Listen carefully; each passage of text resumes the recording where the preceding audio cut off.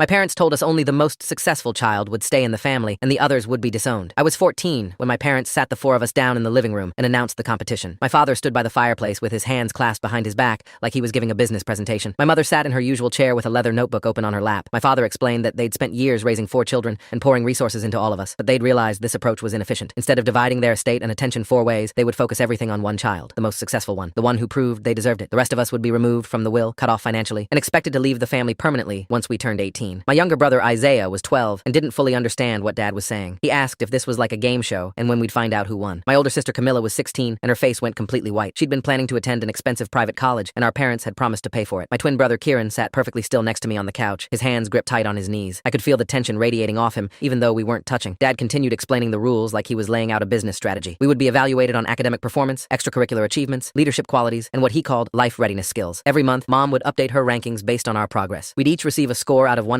and those scores would determine everything from our allowances to whether we got to participate in family activities. The child in first place would get privileges and investment. The others would get the bare minimum required by law until we could be legally separated from the family. Mom opened her notebook and showed us the first month's rankings. Camilla was in first place with an 87. I was second with a 79. Kieran was third with a 71. Isaiah was last with a 63. She'd calculated these scores using a complex formula she'd developed over the past year without telling us. Academic grades counted for 40%, extracurricular involvement counted for 25%, household contributions counted for 20%, and something she called character assessment counted for 15%. That last category was completely subjective and based on her observations of our behavior. I asked what happened if we refused to participate, and my father's expression went cold in a way I'd never seen before. He said we were already participating whether we liked it or not. We lived in his house and relied on his money and followed his rules. That night, after our parents went to bed, the 4 of us gathered in Camilla's room to talk. She was furious and scared at the same time, pacing back and forth across her carpet. She'd been the golden child her whole life, and now that position felt threatened. Isaiah was crying quietly because he didn't understand why our parents would do this. Kieran sat on the floor with his back against the wall, staring at nothing. I tried to suggest we could all just maintain our normal routines and refuse to compete, but Camilla immediately shut that down. She said if the rest of us didn't compete, she'd dominate the rankings by default, and then we'd all get disowned except her. Kieran pointed out that refusing to compete might actually be worse than competing because Mom's subjective character assessment could punish us for not trying. We were trapped in a system designed to pit us against each other, and there was no way to opt out without losing everything. The competition started affecting everything within the first week. Mom posted the monthly rankings on the refrigerator where we'd see them every day. Camilla's name was at the top in green marker. Mine was second in blue. Kieran's was third in yellow. Isaiah's was at the bottom in red. Seeing our names arranged in that hierarchy made something shift in how we interacted with each other. Camilla stopped helping Isaiah with his homework